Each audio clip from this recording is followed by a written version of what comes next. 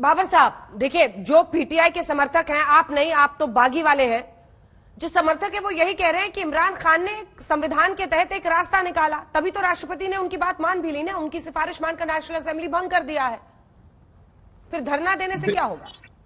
देखिए वो तो सियासी वर्कर तो देखे ही अंधे, हाँ। इनके अंधे हो चुके हैं, वो तो इनके बस पीछे लगे हैं, उनको तो इन चीजों का नहीं इल्म। अब आम वर्कर को ये नहीं पता कि वो क्या उनके साथ गेम कर रहे हैं, उनको क्या झूठ सच बता रहे हैं।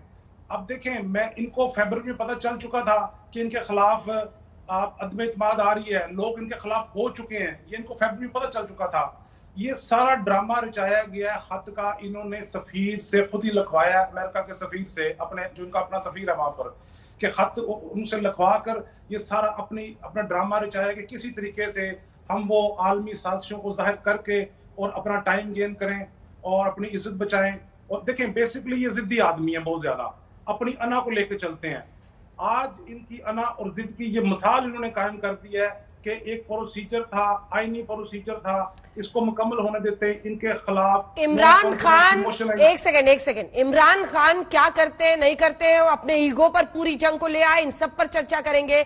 लेकिन अब मुझे लगता है हमें इस बात पर चर्चा करनी चाहिए कि अगर पाकिस्तान की सेना का पीआर जो है, पीआर वाला हिस्सा है, डिपार्टमेंट है, अगर वो एक बयान आज दे रहा है, आईएसपीआर क्यों दे रहा है, क्या मतलब है इसका? क्या वो आज साफ कर देंगे जनरल सिवाच की ये स्क्रिप्ट किसकी है, मेरी या फिर इमरान की? बिल्कुल, देखो मुझे बड़ा आश्चर्य लग रहा है कि इमरान खान कोई भी ऐसा स्टेप ले बिना कॉन्फिडेंस किए हुए जनरल बाजवा के, तो ये अभी ऐसा लग रहा है कि शायद उन्होंने लिया है। तो ये 2-3 बातें बहुत क्लियर है कि अब रुख क्या होगा पाकिस्तान आर्मी का, किस प्रकार से जुडिशरी इसको लेगी। जिस प्रकार से एक स्पीकर ने जो नो कॉन्फिडेंस मोशन था उसको खारिज कर दिया, हाँ। कि क्या लीगली टेनेबल है ये या नहीं है, पॉइंट नंबर 1। पॉइंट नंबर 2, हाँ। कि फिर वो प्राइम मिनिस्टर प्रेसिडेंट के पास जाते हैं, फिर वो सिफारिश करते हैं कि असेंबली को डिसॉल्व करो।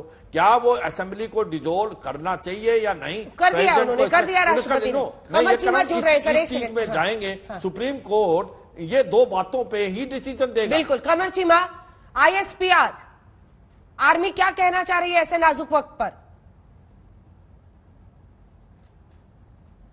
देखें, ये बड़ा एक जारी बात है, सीरियस मसला है पाकिस्तान में, क्योंकि कॉन्स्टिट्यूशनल क्राइसिस पैदा हो गया है इस वक्त। जारी बात है, पाकिस्तान में प्राइम मिनिस्टर नहीं है, चीफ एग्जीक्यूटिव नहीं है मुल्क के अंदर। और नॉर्मली माजी में ये होता था कि जब एक असेंबली 5 साल का टेन्योर पूरा करती है तो उसके बाद एक केयर टेकर सेटअप आता है 3 महीने का। उस 3 महीने के अंदर फिर आगे 5 साल तो किसी ने पूरा ही नहीं किया टेन्योर। कमर चीमा, आप कौन से पाकिस्तान की बात कर रहे हैं? अच्छा, आपने मेरी बात सुननी है या आपने साथ टुचकले लगाने हैं? आप अब ये बातें बाद में कर लीजिएगा ना, कमर साहब, ये बातें बाद में। You need an information. हमेशा तो सरकार गिरी है ना कमर चीमा, रियलिस्टिकली बात करते हैं, चुटकुला तो आप छोड़ रहे हैं। ठीक है, वापस आइए। मैं भी बहुत गंभीरता से ले रही हूँ। अच्छा है कि आज पहली बार आप गंभीर हुए हैं स्थिति देखकर। मैं तो ये पूछ रही हूँ खबर चीमा कि अगर आर्मी को आज सामने आना पड़ रहा है, क्या हम माने कि कॉन्फ्लिक्ट इमरान और आर्मी के बीच में है? क्योंकि इमरान अपनी रशियन पॉलिसी को डिफेंड कर रहे हैं इस हद तक कि वो भारत की बड़ाई कर रहे हैं, और दूसरी तरफ बाजवा साहब बीते दिन से बता रहे हैं कि हमें यूक्रेन के साथ खड़ा होना चाहिए। और इन सब के बीच एक अजीब सा रास्ता, आज अविश्वास प्रस्ताव को ही गिरवा दिया इमरान खान ने। क्या एक कॉन्फ्लिक्ट है, एक आमने सामने की नौबत है? क्या कहेंगे आईएसपीआर? कमर साहब, देखिए, मैं इसमें आपको बता दूं एक चीज। डीजीआईएसपीआर जो स्टेटमेंट, पॉसिबल स्टेटमेंट जो मैं समझता हूं वो दे सकते हैं, हाँ। वो यही स्टेटमेंट देंगे कि मुल्क के अंदर सुप्रीम कोर्ट को अपना रोल प्ले करना पड़ेगा, जो मैं आपको बात बता रहा था। ठीक है। देखिए, इस वक्त मुल्क के अंदर चीफ एग्जीक्यूटिव नहीं है। पाकिस्तान की जो आर्मी है वो कॉन्स्टिट्यूशन की, वो सिस्टम की गारंटर है, और माजी में उनका जो रोल भी रहा है। तो मिलिट्री ये कहेगी कि सुप्रीम कोर्ट को अपना रोल प्ले करना चाहिए, पॉलिटिकल पार्टी सुप्रीम कोर्ट से अपनी मदद लें। और क्योंकि इस वक्त इमरान खान ने एक अनप्रेसिडेंटेड काम कर दिया है, ये तारीख में इसकी एक आधी मिसाल मिलती है शायद, लेकिन इस तरह की मिसाल नहीं मिलती, क्योंकि इमरान खान की जो स्पीकर ने जो रूलिंग दी है। ठीक है, कमर चीमा, एक काउंटर क्वेश्चन। अब्दुल समद भी पीटीआई की तरफ से हमारे साथ जुड़ गए हैं।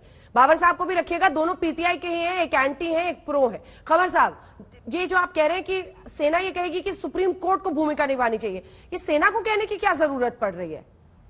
सेना क्यों कहेगी? देखिए तो सुप्रीम पाकिस्तान कोर्ट का ने बेंच गठित कर दी है।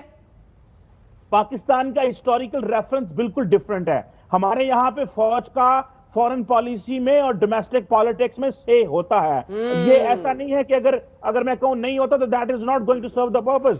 सो द क्वेश्चन इज कि the military is a guarantor of the stability in the country. सुने, military is a guarantor of the stability in the country. तो जो फौज स्टेटमेंट देगी उससे मुल्क में स्टेबिलिटी आएगी, तो इसलिए वो स्टेटमेंट देंगे। चाशनी जितनी लगा लीजिए कमर साहब, पहली बार आप सच बोल रहे हैं। फिसल गए तो हर हर गंगे, एक कहावत है हमारे सामने, जब फिसल गए हैं तो आप भी अब सच बोल रहे हैं।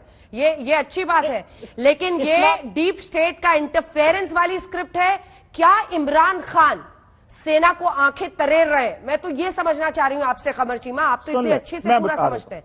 क्या इमरान खान ने आंखें तरेर दी है आर्मी को? सीधा जवाब दीजिए। देखिए, मेरे ख्याल से जो इमरान खान ने काम किया है ये मिलिट्री के मेमो गवान में भी नहीं था, मेरी अंडरस्टैंडिंग है। क्योंकि जो कल की जनरल बाजवा की स्टेटमेंट आई थी दैट वाज अबाउट रशिया, वो स्टेटमेंट इमरान खान ने जो मौकफ लिया था उससे मुफाहमत नहीं है, मुताबिकत नहीं रखता। उन्होंने जो जनरल बाजवा ने स्टेटमेंट ली थी that was completely different the statement which was coming from the government of Pakistan.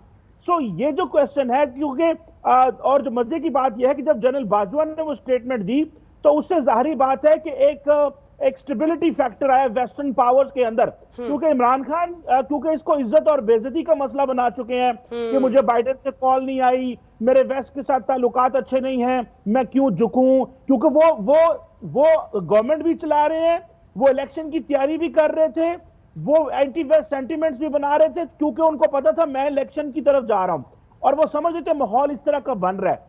So the government की एक सोच और हो सकती है, लेकिन इस वक्त जो स्टेबल फैक्टर्स हैं जिनको वाकई सिस्टम चलाना आता है, या तो वो ऑपोजिशन पार्टीज थी या वो मिलिट्री है, बिकॉज उनको पता है कि सिस्टम को कैसे चलाना है। इमरान खान जिस तरह काम कर रहे हैं वो समझते हैं कि ये एक बिल्कुल एक रेवोल्यूशनरी अंदाज है और पाकिस्तान इस चीज को अडॉप्ट नहीं कर सकता। तो इस वजह से इमरान खान जो बात की रशिया के वाले से, वो एक और चीज थी जो जनरल बाजवा ने बात की। क्योंकि आपको पता है कि जब नो कॉन्फिडेंस मोशन आया तो उन्होंने रिक्वेस्ट की जनरल बाजवा से कि मुझे हमारी हेल्प करें, लेकिन इमरान खान से बाद में सवाल पूछा गया और जनरल बाजवा ने अपोजिशन से पूछ के उनको बताया कि 3 ऑप्शंस हैं, या इस्तीफा दे दें, नो कॉन्फिडेंस करें या फ्रेश इलेक्शंस करें। तो उन्होंने कहा हम फ्रेश इलेक्शंस की तरफ जाते हैं। तो बाद में मिलिट्री ने इसको क्लियर किया कि ये हमने नहीं कहा था। अविश्वास प्रस्ताव का सामना करने से क्यों भाग गए अब्दुल समद?